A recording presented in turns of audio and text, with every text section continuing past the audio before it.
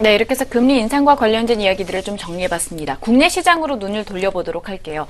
특히나 코스닥이 조금 힘든 모습입니다. 어제장에서도 좀 급락세가 이어졌었고요. 코스닥 시장이 어떻게 보면 전반적으로 좀 부진하면서 벗어나지 못하고 있다, 이렇게 평가가 되고 있는데, 지난해 하반기 이후입니다. 그 이후로 실적 모멘텀이 뒷받침되지 못한 상태에서 올해 들어서는 또 기관의 매도세도 이어지고 있는 모습입니다. 코스닥 시장에 대해서 어떻게 좀 정리를 해볼까요? 예, 코스닥이 상당히 힘들죠. 일반 개인들의 기대를 한 몸에 모았던 적이 있었습니다. 하지만 작년 하반기 때부터 지금까지 벌써 1년이 넘어가고 있죠. 별다른 일반 개인들이 충분히 시세 또는 수익을 낼 수 있는 좋은 장세가 현재 도대체 잘 펼쳐지지 못하고 있는 답답한 상황에 전개되고 있다는 건데요. 최근 들어서는 더욱더 그런 모양새가 너무 지나칠 정도로 뚜렷하게 나타나고 있습니다. 제가 차트를 보니까요, 이제 코스닥의 현재 일봉 차트를 보니까 오늘까지 8월달 들어서 21거래일째인데요. 양봉이 나오고, 오늘이 만약 양봉이라면 4번 나오는 거고요. 오늘 양봉이 아니면 불과 3번만 나오고 나머지 17일, 18일간은 계속 음봉입니다. 아침에 높게 시작했다 계속 밀렸다는 것이죠. 누가 팔고 나갔다는 것을 뜻하는 것이고, 그 누가 누구냐 하면 기관 내지 외국인이죠. 일반 개인들만 잔뜩 사들어가는 그런 모양새. 이러한 수급 상태는 시장 전체로 봤을 때 좀 불리합니다. 그런 상황이 진행되고 있다 하는 것. 현재 상황이 개선되는 것이 아니라 더욱더 악화되고 있는 듯한 느낌이 들어서 좀 걱정이 좀 돼서 말씀을 드리는 겁니다. 상황을 보게 되면 이러한 모습은 비단 코스닥만 있었던 것이 아니죠. 최근 들어 계속 말씀을 드렸던 내용입니다. 2015년도 당시 인기 섹터, 그나마 코스닥은 낫다는 거죠. 가령 식음료 쪽이나 건자재 쪽은, 또 의류도 마찬가지입니다. 이른바 의식주 관련주, 이들은 지금까지도 계속 신저점을 이제 찍고 내려가는 상당히 현재 어려운 상황을 계속 보이고 있는 그런 상태라는 것이고, 더 나아가서 조금 낫다고 할 수 있는 실적이 검증된 종목들입니다. LG 생활건강 같은 경우에는 지난 2분기 실적은 사실 거의 흠잡을 수 없을 정도로까지 아주 좋은 실적과 전망을 보였다는 건데, 그럼에도 불구하고 그것이 호재로 작동되지 않았지, 오히려 그 상태에서 주가가 한 단계 내려오는 모습까지 나올 정도로 시장을 선도했던 우량주마저도 탄력이 많이 떨어지고 있는 그런 모습이 나오고 있다는 것인데, 비단 현재 아모레나 LG 생활건강이나 또는 제약주 중에 한미약품의 이들 종목뿐만이 아니고 코스닥에 기관들이 주로 선호했던, 그들이 보유하고 있는 우량주입니다. 메디톡스, 인바디, 또 바이오 신약 쪽으로 보면 현재 바이로메드 같은 상당히 많은 종목들이 있습니다. 이런 종목들이 추세 하락을 면치 못하거나 또는 추세 하락 쪽으로 기우는 듯한 내림세를 보이고 있다 하는 것이죠. 현재 올해 코스닥의 종목으로 봤을 때 전체 1156개 종목이 있다고 하는데요. 시장이 아주 나빴던 것은 아니죠. 그럼에도 불구하고 코스닥 제반 1656개 종목 중 주가가 상승한 종목은 3분의 1밖에 안 되고요.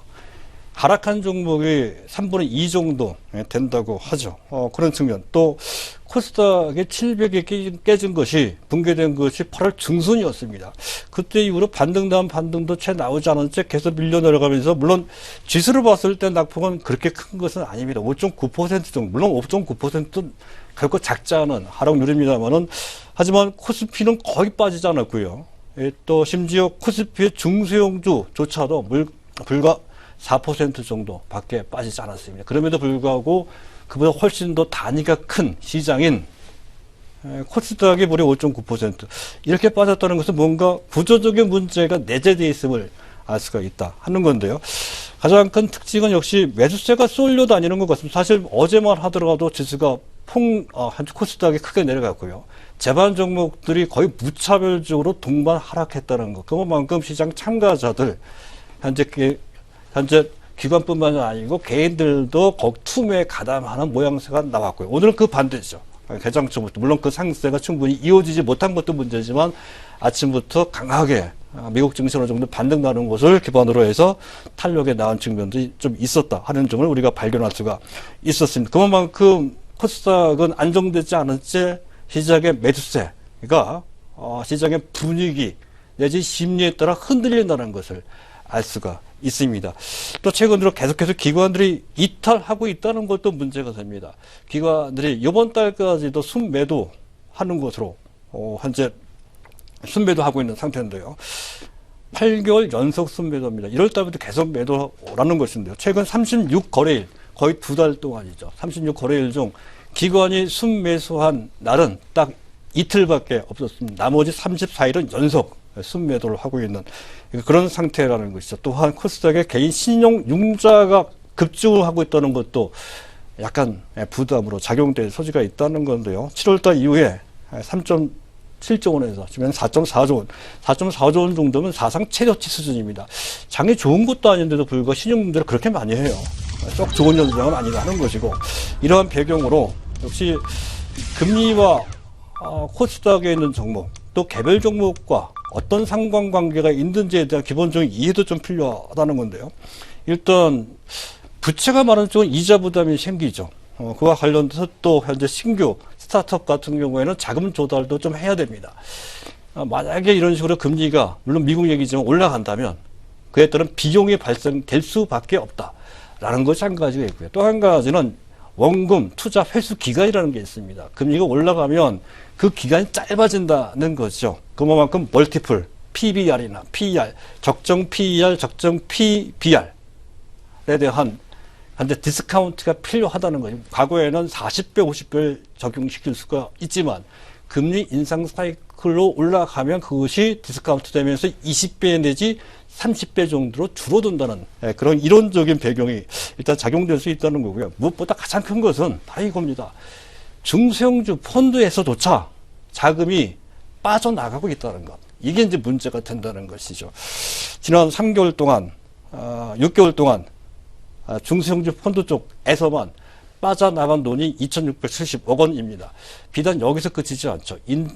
현재 지금 액티브 펀드 쪽에서도 중소형주를 많이 잡거든요. 액티브 펀드는 금년 들어서 1조 4천억 원이 빠져나갔습니다. 자, 이런 상태. 거기에다가 최근에 그들 인기 종목들의 시세를 만들었다고 해도 과언이 아닌 소장파 펀드 매니저. 시장에서 많이 그렇게 불리우고 있습니다. 현재 용과장이라고 얘기를 하죠. 용감한 과장급 펀드 매니저. 젊은 펀드 매니저들이 많이 빠져나갔습니다. 그래서 그들 펀드 매니저가 빠져나간 상태에 관해서는 과거 인기 종목들이 다시 부각되기가 쉽지가 않습니다. 자, 이런 상태라는 것. 또 현재 기관들의 포트폴리오 운용 전략. 연기금에서 출발하고 있는 전략이죠. 바로 그것 때문에 전체적으로 포트폴리오 중 그동안 많이 올라갔던 밸류가 아주 높은 종목들의 비중이 좀 낮춰지는 그런 경향이 있다는 것이죠. 또 2015년 7월 달부터 생겼던 그들 종목이 금리에 민감하게 움직이면서 그와 관련된 이슈가 증폭됐을 때 아주 크게 부정적인 영향을 받았던 상처가 좀 있다는 것이죠. 그와 관련된 트라우마가 있는 상태하에서는 이게 바다 건너 얘기지만 우리 증시에 미치는 영향은 지수뿐만 아니라 시장 판도에도 상당히 큰 영향을 미치고 있음을 알 수가 있습니다.